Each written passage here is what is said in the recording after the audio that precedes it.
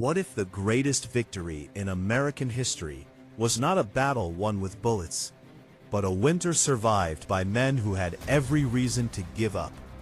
Before the legend, before the portraits, before the marble monuments and the polished stories taught in classrooms, there was mud, blood, freezing wind, starvation, sickness, and a fragile rebellion standing on the very edge of extinction.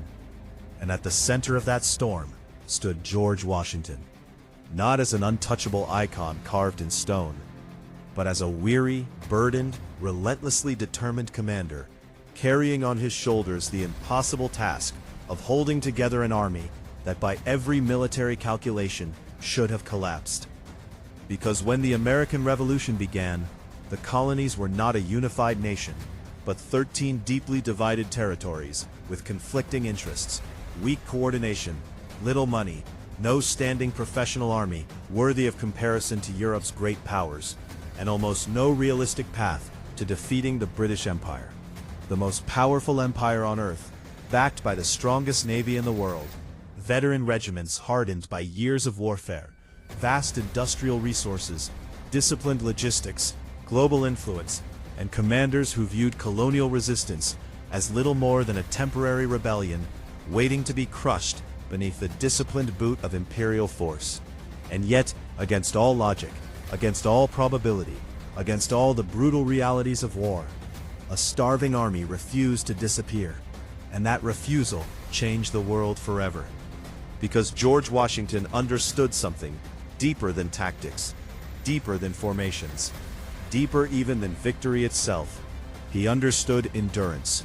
He understood that wars are not always won by the strongest army, but often by the army willing to suffer longer, bleed longer, and stand longer than anyone thought humanly possible. And from the moment he accepted command of the Continental Army in June of 1775, he inherited chaos disguised as military force. Farmers clutching muskets, blacksmiths turned soldiers, merchants in rough coats, teenagers burning with conviction but lacking training, militia officers chosen by local popularity rather than battlefield competence, powder shortages so severe every shot mattered, supply chains that barely existed, enlistments so short entire units could vanish overnight, and a Congress full of political tension, ambition, idealism, and dangerous hesitation, asking Washington to achieve military miracles with resources that would have broken most commanders before the first campaign even began. Yet Washington brought something the army desperately needed. Not perfection, not flamboyant charisma, not reckless aggression, but visible steadiness, disciplined restraint, and a powerful physical presence that made exhausted men believe they were led by someone who would not break. Towering in posture, controlled in speech, dignified under pressure, mounted on horseback as a symbol of order amid confusion, projecting calm even when privately drowning in anxiety, because he knew armies feed on morale just as surely as they feed on bread, and if hope died, everything died with it. But hope would be tested harder than anyone imagined, because early campaigns exposed just how brutal the war would become, and nowhere was that truth clearer than New York in 1776, where British forces descended with overwhelming strength, ships filling harbors, cannon dominating positions, disciplined infantry maneuvering with terrifying professionalism, and Washington suddenly confronting the cold fact that courage alone could not match empire.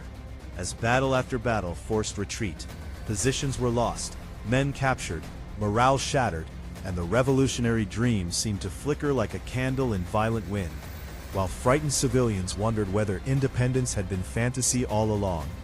And yet, in that darkness, Washington refused collapse, retreating not in panic, but in preservation, saving the core of his army again and again when lesser commanders might have gambled everything and lost it all, understanding that survival itself was strategic victory when destruction seemed imminent, because an army that survives another day keeps history alive another day. And then came the moment that transformed despair into possibility, the crossing of the Delaware on Christmas night, 1776, one of the most daring acts of military resolve in modern history. Not romantic in reality, but cold, exhausting, miserable, and terrifying, with ice-choked water grinding against boats, freezing rain cutting through clothes, soldiers shivering uncontrollably, artillery hauled through impossible conditions, boots soaked, fingers numb, darkness everywhere, and every step carrying the risk of failure, exposure, or death. But Washington moved forward because doing nothing meant extinction, because he understood that boldness at the right moment can resurrect a dying cause. And when his exhausted army struck Trenton with speed and fury, shocking Hessian forces and capturing desperately needed supplies and prisoners, it was more than battlefield success. It was psychological resurrection, followed by Princeton, further proving the rebellion still lived, reviving enlistments, igniting morale, and sending a message across the colonies and across the ocean that the Continental Army was wounded, yes, but not dead, never dead. Yet even triumph could not erase the deeper cancer eating at the Revolutionary War effort. Hunger, cold, weak infrastructure, political infighting, corruption in supply systems, inflation destroying purchasing power, shortages of blankets, shoes, coats, ammunition, medicine, and reliable food, while disease silently killed where bullets could not. And through every season, Washington fought two wars at once: the visible war against Britain and the invisible war against collapse within his own ranks.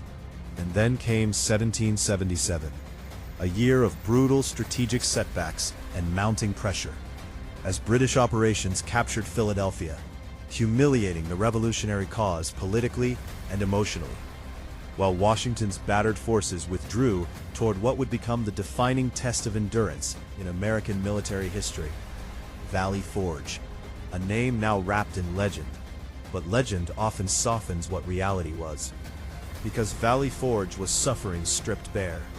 12,000 men arriving not at sanctuary, but at frozen hardship, building crude log huts with numb hands in bitter weather, cutting timber, digging foundations in hard earth, stacking rough walls, sealing cracks poorly against wind that sliced through everything, smoke choking cramped interiors, blankets scarce, clothing threadbare, many men barefoot or nearly barefoot, wrapping feet in rags or scraps of hide, marching over frozen ground until flesh split open and blood marked snow red, a haunting image so vivid it became symbol, the cost of freedom written in footprints of blood. While food shortages became daily torment, rations irregular and often inadequate, flour mixed with water into crude cakes, spoiled meat, empty stomachs, gnawing weakness, bodies burning precious energy just to stay warm, and then disease sweeping camp like invisible wildfire. Typhus, typhoid, influenza, pneumonia, dysentery, fevers rising in crowded huts, coughing echoing through cold nights, dehydration, infection, exhaustion, burial details becoming routine, death not glorious, not cinematic, but quiet, miserable, and relentless, stealing thousands without battlefield fanfare. And through all of it, one brutal question haunted every campfire and every exhausted mind: why stay? Why not go home? Why keep suffering for a cause that might fail? And that question makes what happened next extraordinary, because astonishing numbers stayed, not because they loved suffering, not because fear vanished, not because conditions improved quickly, but because shared hardship forged identity, stronger than comfort ever could. Because when men freeze together, starve together, bury friends together, and still stand shoulder to shoulder at dawn, something deeper than enlistment forms: a bond of sacrifice, purpose, and stubborn refusal. And Washington understood morale had to be defended like a fortress, so he remained visible, riding camp roads, inspecting huts, speaking with officers, pressing Congress relentlessly for supplies, writing urgent letters, thick with frustration and desperation, warning that without action, the army might dissolve, battling bureaucracy with the same determination he brought to battlefields. Because leadership is not merely commanding victories, it is carrying responsibility when no victory is visible. And Washington carried it relentlessly, though privately he wrestled with doubt, anger, and exhaustion so immense It could have crushed him. Yet he never allowed despair to become public posture. Because leaders lend courage simply by remaining unshaken in sight of others. And then, in the middle of winter's misery, arrived one of the most important figures most people barely know. Baron Friedrich Wilhelm von Steuben, former Prussian officer, rough-edged, brilliant in military discipline, practical in instruction, relentless in standards, and exactly what Washington's army needed.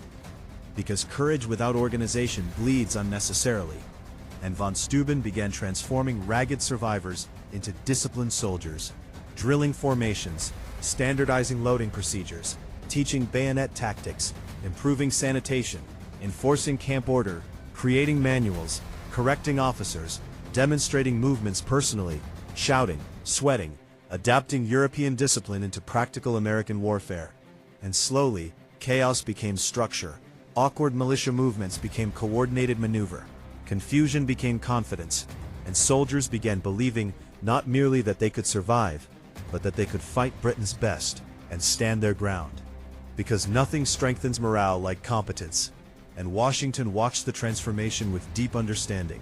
Valley Forge was becoming forge, in the literal sense, a furnace of pain producing hardened steel, where hunger forged endurance, cold forged discipline, suffering forged unity, and despair forged resolve. And when spring finally loosened winter's grip, what emerged was not the same army that staggered in months before. It was sharper, stronger, trained, disciplined, and emotionally hardened beyond measure. An army that had looked death, starvation, sickness, and hopelessness in the face and refused surrender. An army that proved the revolution's greatest weapon was not gunpowder, but persistence. Because the British had expected rebellion to collapse under pressure, expected comfort-loving civilians to break under prolonged suffering, expected short enlistments and weak infrastructure to dissolve resistance naturally. But what they encountered instead was a commander who kept rebuilding after every setback, and soldiers who kept standing when logic said kneel. Ah,